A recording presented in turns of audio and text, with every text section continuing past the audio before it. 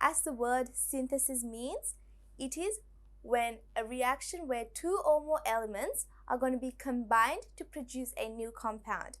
Now let's take an example here. This is just a demonstration. So we have A joining with B to form AB. And now this is what simply happens in a chemical reaction. That's a synthesis reaction. So we'll take a real example now. We have iron reacting with sulfur to form iron sulfide. Now this is a chemical reaction and it's written using chemical formulas. So to work out the formulas for iron, sulfur, you refer to your periodic table. If you refer to your periodic table, under iron you would find Fe, under sulfur you'll find S, and when you combine these two you would form iron sulfide. Now I would write the word equation here so you would understand it more. We have iron reacting with sulfur. So this is the reaction that's happening in a word equation, and they're forming iron sulfide. So when sulfur is in a compound, it forms sulfide. So the sulfur, the UR in sulfur is changed to IDE. So you replace UR with IDE, as you can see. So iron plus sulfur gives you iron sulfide. And that's a synthesis reaction. Now we'll be looking at a decomposition reaction. A decomposition reaction is a reaction where a compound is split into smaller substances. So it is the opposite of a synthesis reaction. Now let's take an example.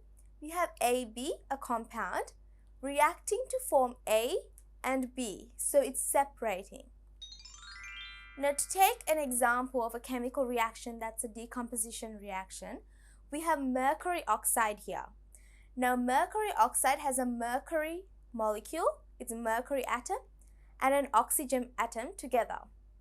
Now they react in the presence of heat, and that's why next to, on top of the arrow, you write heat, because heat acts as a catalyst.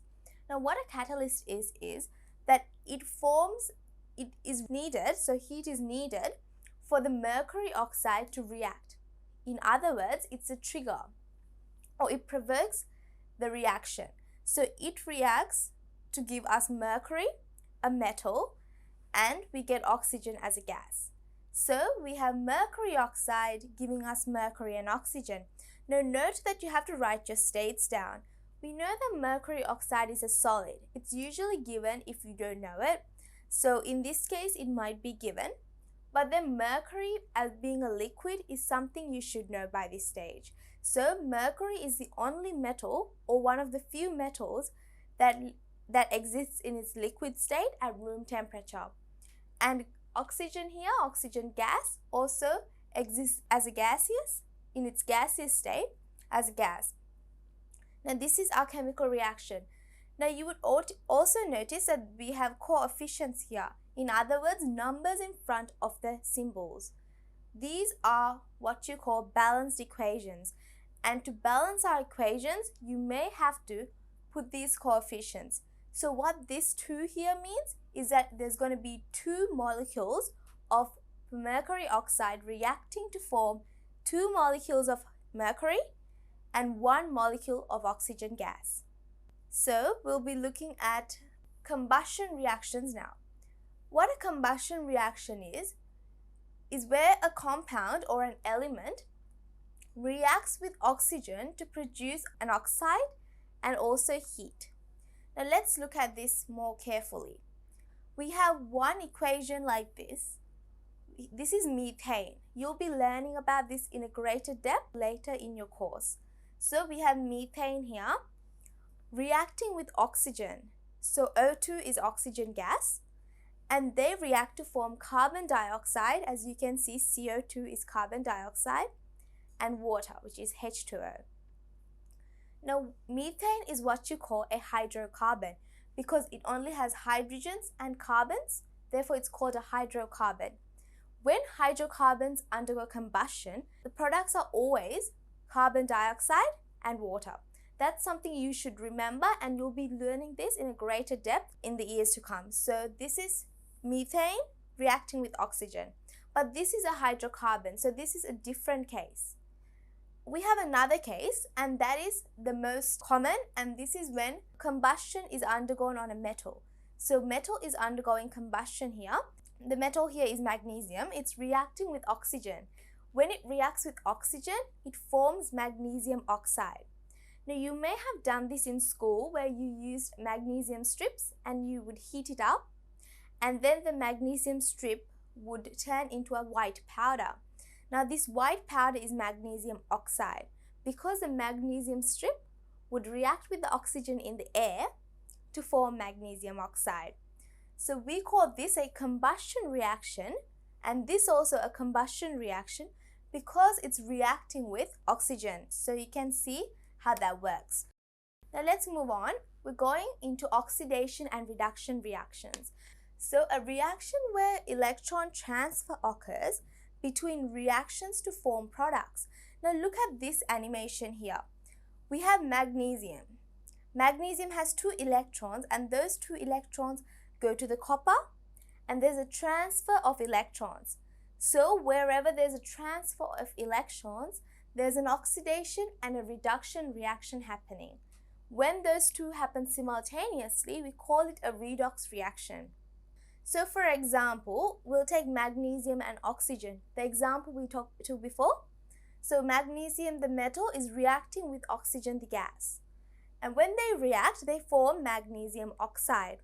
Now look at this. Magnesium is a metal and it has 2 electrons that it can donate. When it donates these 2 electrons to our oxygen here, it forms the magnesium ion that's in this ionic compound. As you can see, magnesium oxide is an ionic compound because it has magnesium ions and oxygen ions. So to make the magnesium ion in the ionic compound, the magnesium here would lose 2 electrons. And then the oxygen, to make this ion here, would have to gain 2 electrons. So the 2 electrons lost by magnesium over here is gained by oxygen, and that's an electron transfer. Now let's look at another electron transfer, and this is the model here. So where magnesium is reacting with copper ions. When it reacts with copper ions have 2 valent vacancies for electrons. So these 2 vacancies are filled with the 2 electrons coming from the magnesium. When it comes from the magnesium turns into an ion. So at this stage, magnesium is an ion while copper is a metal. But then at this stage, it's an ion. When copper doesn't have any, it's an ion. So as you can see, magnesium plus copper ions would give you magnesium ions plus copper metal. Combustion reactions are a type of oxidation and reduction reactions. Remember, we just learned about combustion reactions where magnesium plus oxygen would give you magnesium oxide. It is also an oxidation reactions. So they come under oxidation and reduction reactions. Now let's move on to neutralization reactions. A reaction where an acid and a base would react to produce a salt and water. So what happens is basically it is a reaction between an acid and a base. Now let's take an example here. We have sodium hydroxide reacting with hydrochloric acid.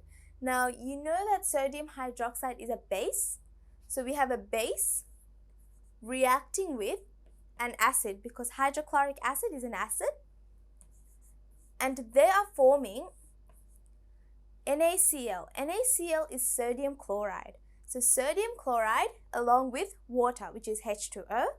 So sodium chloride is a salt and water is also a product, as you can see. So base plus acid would give you a salt and water. Now this is the equation. We also have another example where we have ammonia reacting with hydrochloric acid. Now ammonia is a base and hydrochloric acid is the acid. When those two react, they only form ammonium chloride. With chemistry, there are rules like this one where acids and bases react to produce salt and water. But it doesn't apply for all acid-base reactions. For example, this one. It's an exception that you should know. So it doesn't form water, but the hydrogen and the hydrochloric acid and ammonia would join together to form ammonium chloride. So you can see how you would write the chemical equation.